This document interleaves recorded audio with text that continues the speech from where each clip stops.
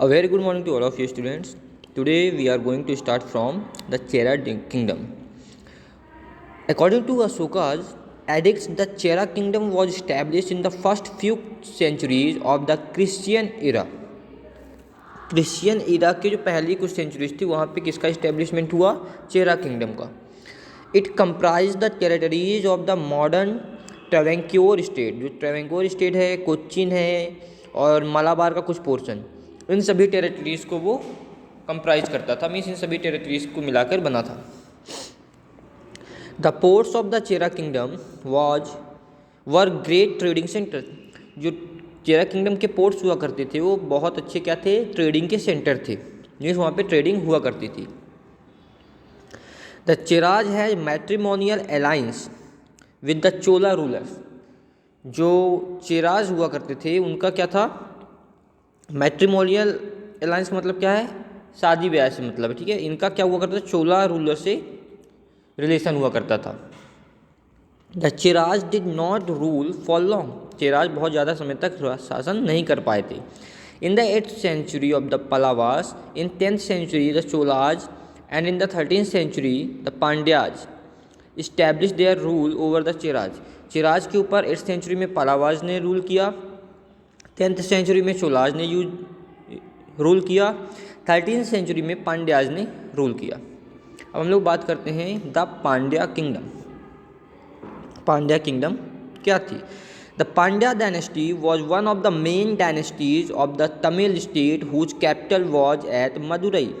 Pandya dynasty क्या थी? एक बहुत मेन डायनेस्टीज थी. कहाँ की? तमिल स्टेट की, जिसका कैपिटल क्या हुआ करता था? Madurai. अतिकेसरी मरवर्मन was the famous Pandya king who defeated the Cheras in 7th century AD. 7th century AD में जो चेराज को डिफीट किया था अतिकेसरी, ये क्या थे? बहुत फेमस पांड्या किंग थे. And joined hands with the Chalukyas to defeat the Pallavas and extended his empire. और चालुक्याज के साथ मिलकर पलावाज को डिफीट किया, हराया और अपने एम्पायर को बढ़ाया. In the 9th century AD, due to the efforts of जातवर्मन सुंदर फर्स्ट, जो इनके एफर्ट के कारण, कब? 19th century में. कब? किसके कारण? जातवर्मन सुंदर फर्स्ट के. ये क्या थे? ये Pandyas power rose to great height. इन्होंने क्या किया था? पांड्याज की जो पावर थी उसको एक मुकाम तक पहुंचाया था, बहुत ऊंचे मुकाम तक पहुंचा दिया था. ही डिफीटेड, किसको किसको हराया था उन्होंने? चेराज, चोलाज, काकातियाज एंड होसलाज. होसलाज को इन्होंने हराया था. और क्या किया था? Also captured Kanchipuram. कांचीपुरम को भी कैप्चर कर लिया था. The Pandya rulers also build many temples. Pandya rulers ने बहुत सारे टेम्पल्स भी बनवाए थे. The famous Pandya temple are the Srirangam and Chidambaram temple. Srirangam और चिदम्बरम टेम्पल्स इनके बहुत फेमस टेम्पल्स हैं. Their power decline by the end of the 13th century. अब इनकी पावर जो थी वो डिक्लाइन, कम हो गई है. कब? 13th century के लास्ट तक. Now we are going to discuss about Chola empire. From the mid 19th century till the 12th century AD, the Cholas who ruled over Tamil Nadu, parts of Andhra Pradesh and Karnataka were the more powerful rulers of the Deccan. पूरे डेक्कन के सबसे powerful leader जो mid 9th century से, mid 9th century से लेकर के 12th century तक जिन्होंने राज किया. कहाँ कहाँ राज किया?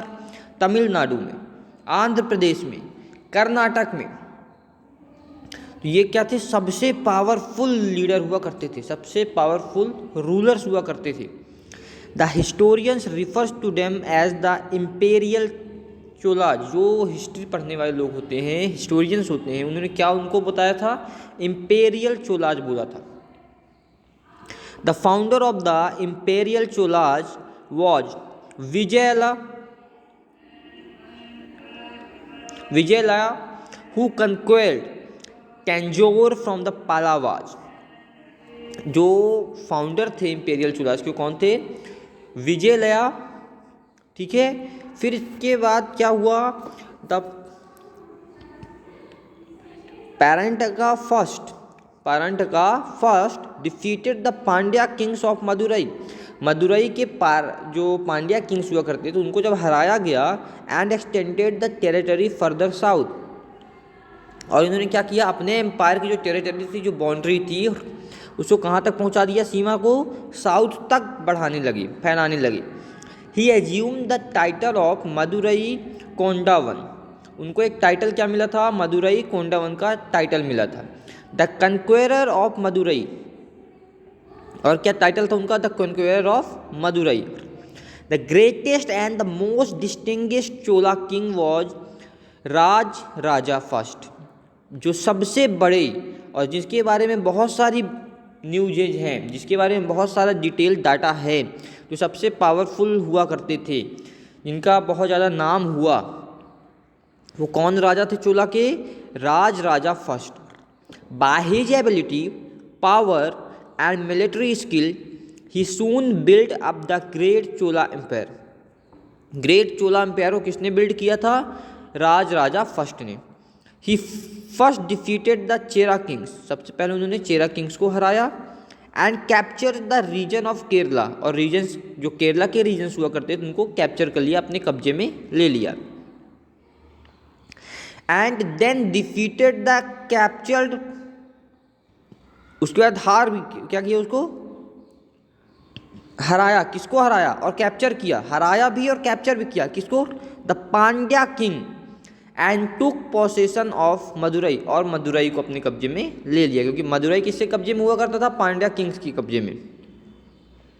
His most famous and successful expedition was against the northern part of Sri Lanka, which became a Chola province under the name of Mumbadi Chola Mandalam. After the overrun the Chalukyas of Vengi, Raja first also launched campaigns against Kalingas।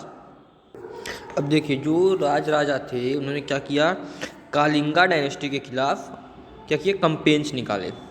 कहाँ कहाँ निकाले, लक्षद्वीप, मालादीप, जहाँ सभी की territories में। और क्या किया, मैरीटाइम एम्पायर को बिल्ड किया। कहाँ बिल्ड करते हैं ये मैरीटाइम एम्पायर ट्रेडिंग जो होती थी पोर्ट्स में, वहाँ पे बिल्ड किया, ताकि पूरे ट्रेडिंग पे इनका कंट्रोल हो सके। Raja first was succeeded by his son the famous Rajendra first. इनकी जो सक्सेस थी वो किसके द्वारा लाई गई थी, इनके सन के द्वारा। कौन था उनका son, Rajendra first.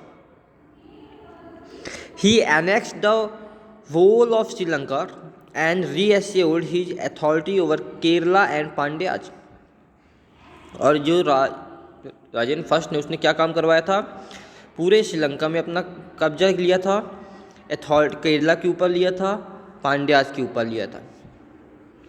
Next, he turn his attention towards the east and his armies marched right up to the river Ganga in the Pala kingdom and adopted the title of Gangai Konda. अब जब ये सब कुछ हो गया तब उन्होंने क्या काम किया, ईस्ट की तरफ बढ़ना चालू किए। कहाँ पे, गंगा रिवर के आसपास की जो एरिया थे वहाँ पे इनके सैनिक चल दिए, आर्मी चल दी कि अब ये पाला किंगडम में जाके अटैक करेंगे और वहाँ पे कब्जा करेंगे। वहाँ कब्जा करने के बाद इनको क्या टाइटल मिला, Gangai Konda. He established the new capital known as Gangai Konda Cholapuram near the mouth of river Kaveri. River Kaveri के पास, जहाँ से रिवर कावेरी निकल रही थी, वहाँ पे क्या किया इन्होंने, एक नई कैपिटल बनाई। कैपिटल का नाम क्या दिया इन्होंने, Gangai Konda Cholapuram. Rajendra first possessed a powerful fleet which gained him success across the bay of Bengal. Rajendra first इतने पावरफुल थे कि उन्होंने क्या किया था, पूरे बे ऑफ बंगाल पे सक्सेस पा ली थी। मतलब यहाँ पे क्या मतलब है इसका, कि जो बे ऑफ बंगाल के रीजन पे जितने भी एरिया आते थे, किंगडम्स आती थी, उन सभी में इनकी सक्सेस इनको मिल गई थी, वो सभी इनके कब्जे में आ गए थे। He sent a naval expedition to islands of Sumatra and Malaya. This expedition was grand success. अब ये जो इनकी सुमत्र और मलाया में एक्सपेडिशन किया था इन्होंने, वो जो इनकी एक्सपेडिशन थी ये बहुत बड़ी सक्सेस थी, बहुत बड़ी सक्सेस थी ये। The Chola rulers also sent their ambassadors to China, इन्होंने अपने एम्बेसडर्स को चाइना भी भेजा था।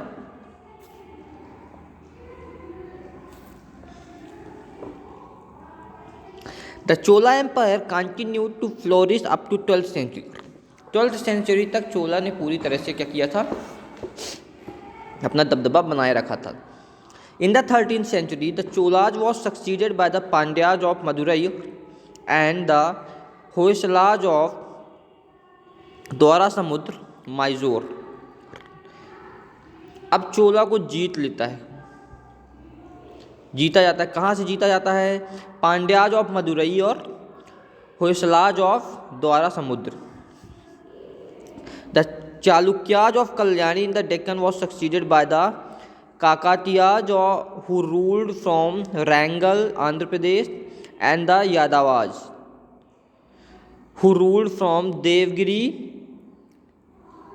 These dynasties flourish till the 14th century. अब ये जो डायनेस्टीज थी जो जीती थी, इन्होंने क्या किया, 14th सेंचुरी तक राज किया। इसके बाद beginning of the 14th century the sultans of Delhi specially the Khilji and Tughlaq carried military expedition to the south to annex the Deccan to their empire. 14th century की स्टार्टिंग में जो दिल्ली के सुल्तान थे, खिलजी और तुगलक, तो तुगलक ने क्या काम किया और खिलजी ने अपनी पूरी आर्मी साउथ की तरफ भेजी और वहाँ कब्जा करना, ऐसे इस उद्देश्य से भेज दिया। और धीरे धीरे पूरा साउथ की जो किंगडम है ख़त्म होने लगी। साउथ की पूरी किंगडम क्या होने लगी, अब ख़त्म होने लगी। The main feature of Chola kingdom, Chola kingdom के मेन फीचर क्या थे? The king was the head of the government. King क्या था? पूरे गवर्नमेंट का हेड हुआ करता था। He was all powerful but he acted upon the advice of his council of minister in the government affair. उसके पास सब कुछ हुआ करता था, पूरी पावर होती थी, फिर भी वो बिना एडवाइस के कोई काम नहीं करता था। और एडवाइस कौन करता था? जो भी उसी गवर्नमेंट में मिनिस्टर्स हुआ करते थे। The Chola empire was divided into मंडलम्स।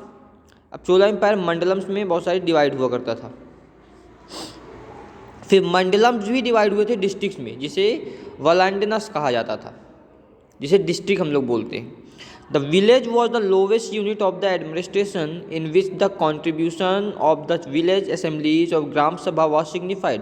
और सबसे यूनिट एडमिनिस्ट्रेशन की क्या हुआ करती थी? विलेज, जहाँ पे ग्राम सभा या विलेज असेंबलीज होती थी।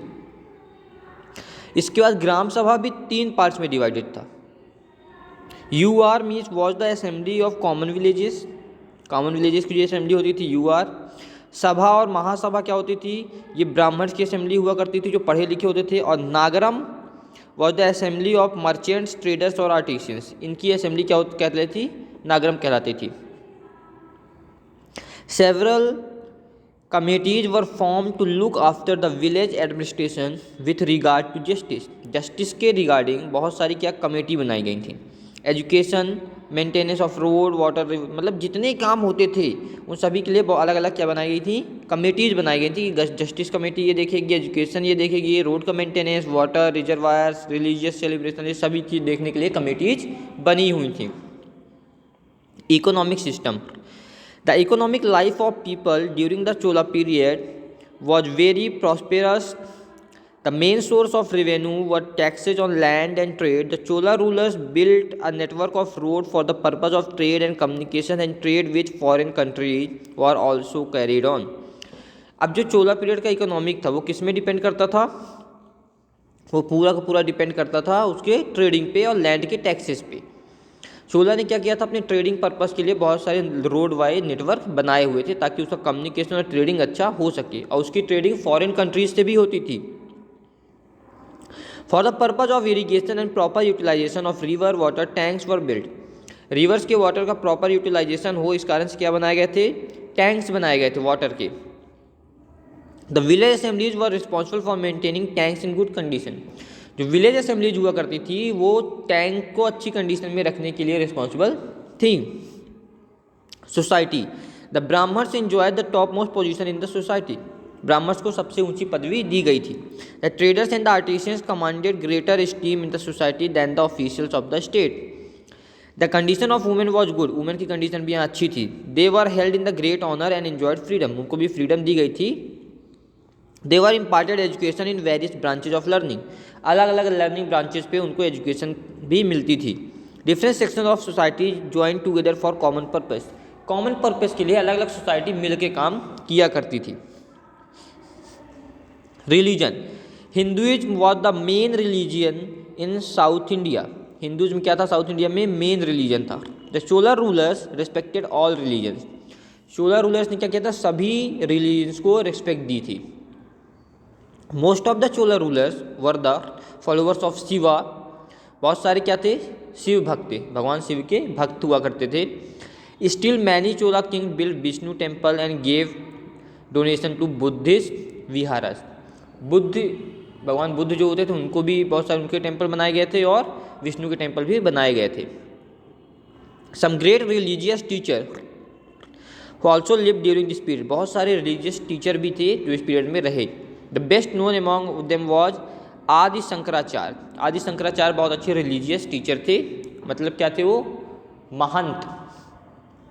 ही spread the message of the Vedas among the masses, वो लोगों को क्या करते थे, वेदाज के मैसेज बताया करते थे कि वेद में ये लिखा हुआ, ये सुन के बताते थे, सभी को पढ़ के बताते थे, समझाते थे। He travelled all over the India preaching his philosophy and debating with the learned scholars, उन्होंने पूरे इंडिया में भ्रमण किया था अपनी इसी फिलॉसफी को और टीचिंग एबिलिटी को बताने के लिए और सबको समझाने के लिए। अब देखिए, he establish 4 methods mathas in the 4 corners of the country, अलग अलग कंट्री में क्या मथ बनते थे उस समय, तो अलग उन्होंने 4 मथ बनाए थे, 4 कंट्री के चारों कोने पे। Another famous saint and philosopher of the south was Ramanujan, Ramanujan के बारे में सभी लोग जानते हैं, बहुत अच्छे क्या थे वो फिलोसफर थे। Who preached that one should devote one self entirely to the worship of God through bhakti marg, उन्होंने क्या कहा कि किसी को गॉड की वर्शिप करनी है तो किसके थ्रू करेगा, वो भक्ति मार्ग के थ्रू ही कर सकता है। Love and devotion that then through knowledge, knowledge से ज़्यादा लव और डिवोशन होना चाहिए भक्ति मार्ग में। For him high and low caste did not exist for he saw all humans been equal, उन्होंने सभी लोगों को क्या देखा था, इक्वल देखा था, उनके लिए ऊपर नीचे ऊंची जात नीची जात से कोई लेना देना नहीं था।